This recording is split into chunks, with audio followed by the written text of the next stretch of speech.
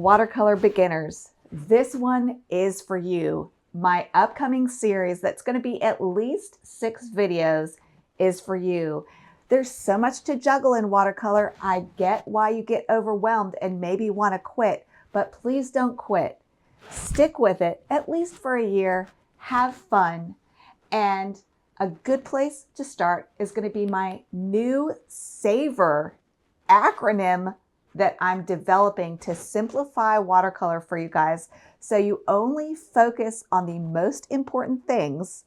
And there's so many dead ends that you can go down when you're learning to paint watercolor. So I get how it's so frustrating, but my new SAVOUR principle is meant to help you not keep going down dead ends, so you get to your destination of enjoying watercolor much faster. And so I'm starting a new series. It's called SAVOUR Acronym. And for each letter in my acronym, I'm going to create a video. So in today's video, we're going to start with the first letter, S, and it is the foundation of painting realistically. If you don't have this correct, the rest of your painting is going to suffer. It won't look realistic. It'll look cartoonish. I'm going to give you 5 ways to get this foundational principle in your painting. And you can read it completely free online, along with Joseph Zabukvich's book and many others. This is an amazing website. First off, let me introduce myself to those of you who are new to my channel. My name is Rachel Parker Varner. I like to teach not just the how, but the why of watercolor. My online students often tell me that what they like about my tutorials in particular is I go in depth, I teach fixing techniques, which means I leave my mistakes in my tutorials so you can learn the fixing techniques.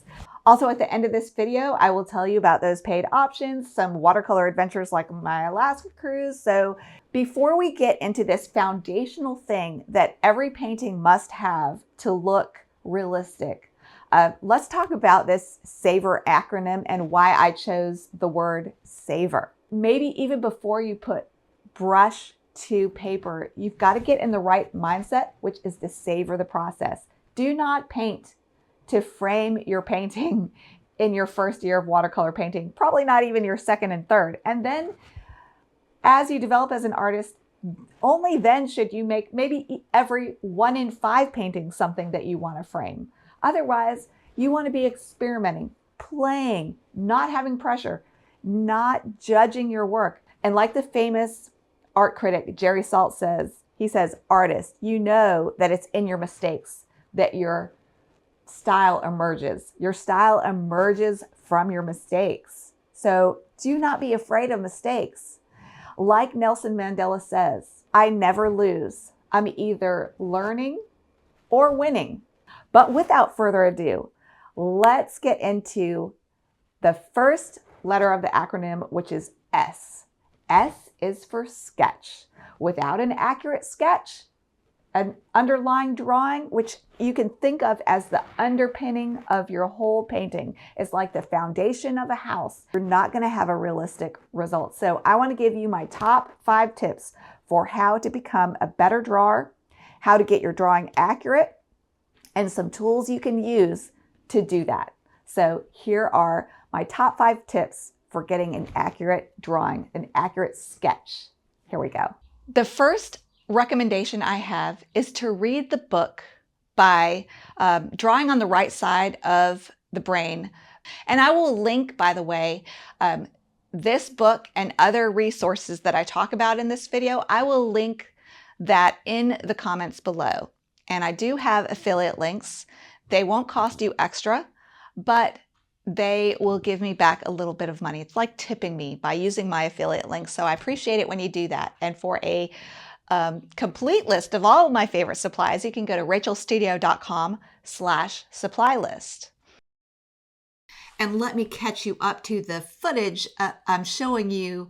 You're watching a screen recording of me navigating to archive.org and searching for this book, Drawing on the Right Side of the Brain, and then I think it's by Betty Edwards. And then there's going to be lots of options, and some of them are going to be removed. You'll see some of them were removed, so I had to click through several, but I finally found one, an older version, but it still has the meat and potatoes of this book. And you can read it completely free online, along with Joseph Zabuckfich's book and many others. This is an amazing website.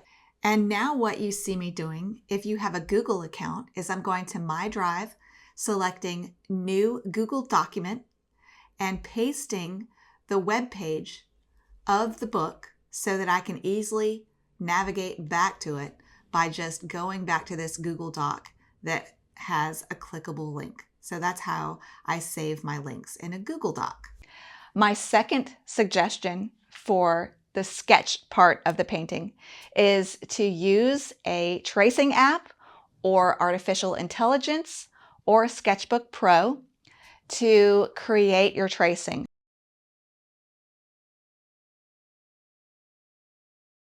I just wanted to show you guys really quick how I do a transfer. So I print this out on my printer, and then this is my Arch cold press 140 pound. I'm going to put the tracing that I printed on the window. Make sure that I'm on the front of my paper. Not that it makes a huge difference, but it does make some difference, I've found. And then I'm just going to use a simple number 2 pencil. I find that number 2 pencils don't leave as much dust than softer art pencils. And I'm going to kind of scribble on my basic proportions. And I make it kind of scribbly because we want to remember to keep everything not stiff, but more natural shapes, natural lines and edges. You can put a few whiskers if you want. And remember, the reason why we're doing a more close-up painting, I crop this quite a bit, is so that we can just practice eyes and we can practice stripes without having a lot of background to paint. So I zoomed in on the cat and just cropped his face with his eyes so we can get a few stripes in for practice. We can really focus on the eyes. So I've got mine all traced and on to the next step. And if you still insist on doing a hand drawing, let's talk about some tips on how to do that. Drawing and painting are two different skills. One is because drawing is like using your engineer mind. It's all about measurement. The eye, you could take the eye of a cat, for example, and use that as a unit of measure. So how wide is the eye? You take that amount and then you use that amount to measure, for example, how many eyes long is the nose? How big is the chin compared to the eye? And you compare the different pieces parts of whatever it is you're drawing to other pieces parts in relation to each other and measure distances using the unit of measurement found in your painting, like the eye could be a really good typical one. And just like we've all seen these tutorials on how to paint the human head. You start out with an oval and then you divide it perfectly in half, and the middle is where the eyes, this is like the middle of my head. So from here down is the middle of the oval of my head, and from here up is the other half. And it's all measurements and proportions. So that's what you look at when you're drawing. So as your painting unfolds, you can look at your reference and measure. Okay, here's the nose. What angle of line and how long do I have to go to get to the middle of the pupil? Is it like that or is it like that? And you use rulers and measurements like that in your mind's eye to get your drawing accurate as the painting unfolds, and recheck yourself. All right, so my next tip on how to get your drawing more accurate as your painting unfolds, and maybe you get lost in the details. I still do all the time, by the way. I have to use this next trick. It's to turn your painting and your reference upside down. And that helps your brain stop saying to itself, I'm painting an eye, I'm painting a tail. And it just helps you realize that you're just painting shapes. So look at the shapes you're painting and paint those instead of thinking in your mind's eye, I'm painting an eye, I'm painting a nose. All right, my final tip for how to draw more accurately, improve your drawing skills, is to paint what you see, not what you think you see. In beginner's work, for example, of animals, you always see the eyes, they look like footballs. That is a sure sign that the artist has not switched their brain to looking at shapes. It's still looking at, I'm painting an eye, and that is a football shape. So you have to switch your brain over to painting what you see, not what you think you see. So eyes are rarely shaped like footballs, for example. All right, I hope that helps. And in my next video of this SAVOUR, in this 6-part series about my new SAVOUR acronym, we will talk about the A. So stay tuned, and I will make a whole playlist for my SAVOUR acronym. So stay tuned for A, which is anchors. What are even anchors? What the heck is that? Well, they're important. You need to know this, and I will talk all about them in the next session. I'll see you then. And now I'm going to let Rachel from a few days ago tell you all about my paid options if you would like to learn from me more in depth. But the last thing I want to tell you about is my art cruise. I'm doing an art cruise to Alaska in 2027, summer of 2027. We're cruising to Alaska. So if you are interested in more information, I will put a link below to more information. It's already 2/3 full, and this ship fills up fast. So if you want a spot, be sure to book sooner rather than later if you think you want to come, because I'm going to teach. My friend Barbie, who teaches beginners, she's great. She's going to teach one day. I'm going to teach one day at the Days at Sea. And then Dean Krauser, who's amazing, is going to teach a day at sea.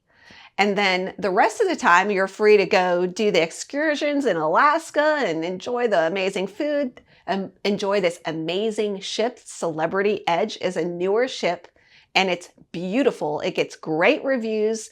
You can go watch YouTube videos till you're blue in the face about the Celebrity Edge Alaska cruise. There's a lot of videos about it. Now I'll tell you more about my online school real quick and my free communities. You can join my communities for free. I've got a Facebook group and a Patreon, which you can join my Patreon for free and just kind of see what it's all about. And it's really like joining my mailing list. So please join with an email you use, because you're going to miss out on so many good things that I offer for free, or new fun tutorials that you really aren't going to want to miss. So be sure to use an email that you use, because I message people all the time. If you want to join my Patreon as a paid member, there's 2 tiers.